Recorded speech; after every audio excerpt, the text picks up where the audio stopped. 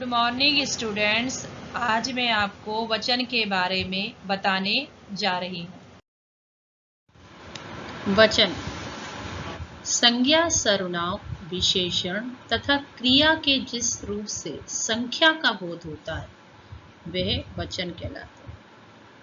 जैसे परिभाषा से ही हमें पता चल रहा है, संज्ञा या सर्वनामों या विशेषणों या क्रिया काम को करने वाले कि जिस रूप से संख्या मतलब कितनी संख्या है, एक है या दो है, उसका बोध हो जाता है तो वे हमारे वचन कहलाते हैं। जैसे जहाँ संख्या की बात आ रही, जैसे लड़की खेलती है तो ये एक संख्या का बोध हो रहा है। लड़कियाँ खेलती हैं तो बहुत सारी लड़कियाँ खेल रही हैं, अर्थात बहुत सी हमारी संख्या का बोध हो रहा है।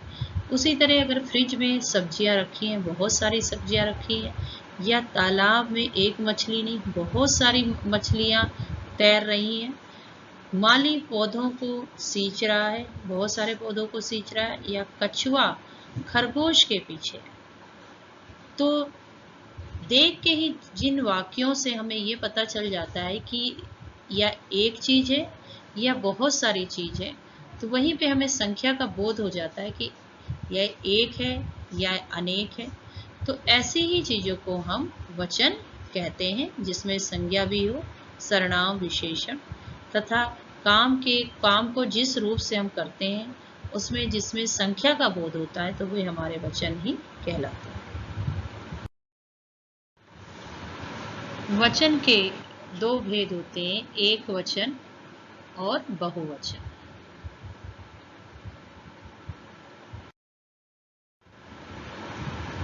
एक वचन से ही आपको लग रहा है एक वचन मतलब एक वस्तु, शब्द के जिस रूप से एक होने का बोध हो, अर्थात एक चीज का पता चले, एक चीज के बारे में हमें बताओ कि ये एक ही चीज है, तो वो एक वचन कहलाते हैं। जैसे स्त्री, घोड़ा, नदी, रुपया आदि।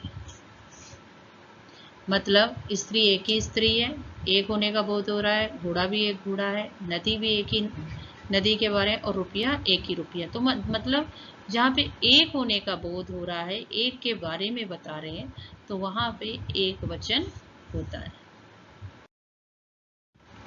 बहुवचन, बहु मतलब होता है बहुत सारे, शब्द के जिस रूप से उसके एक से अधिक होने का बोध हो, अर्थात ही एक से अधिक होने का ज्ञात हो, तो वे हमारे बहुवचन कहलाते हैं। जैसे स्त्रियां, वो एक स्त्री नहीं है, मतलब बहुत सारी स्त्रियां हैं, घोड़े बहुत सारे घोड़े, नदियां बहुत सारी नदियां, रुपए बहुत सारे रुपए, अर्थात जहां एक से अधिक होने का बोध हो, एक से अधिक होने का ज्ञात हो, तो वहां पे बहुवचन वो कहलाते हैं।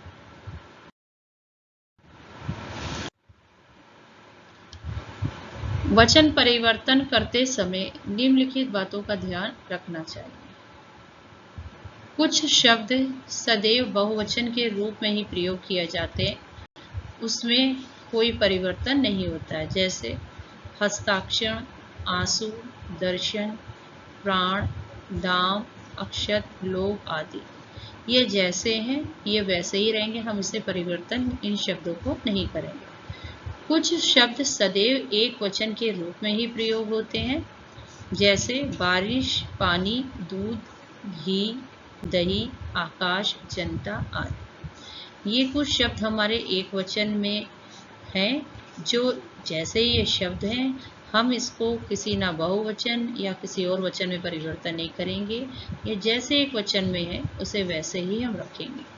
ठीक इसी प्रकार द्रव्यवाचक संज्ञा तथा भाववाचक संज्ञा का प्रयोग सदैव हम एक वचन में ही होता है। द्रव्यवाचक संज्ञा हो तथा भाववाचक जो संज्ञा का प्रयोग जो हम करते हैं, हम सदैव एक वचन में ही करते हैं। जैसे राजा हरिश्चंद्र सदैव जो थे वो सत्य बोलते थे।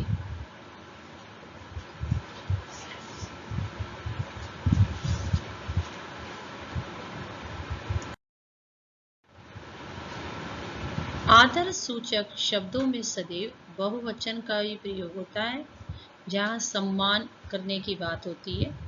जैसे माता जी बाजार गई हैं। कुछ शब्द दोनों वचनों में एक जैसे ही रहते हैं, अर्थात ये एक वचन में भी वैसे रहते हैं और बहुवचन में भी वैसे रहते हैं। जैसे पिता, योद्धा, चाचा, फल, बाजार, कागज, फूल, छात्र, दादा, राजा, मुनि आदि। ये शब्द जो है दोनों वचनों में एक जैसे ही रहेंगे, इसमें इन शब्दों में कोई परिवर्तन नहीं होगा। धन्यवाद। आशा करती हूँ कि आपको वचन का पाठ समझ में आ गया होगा।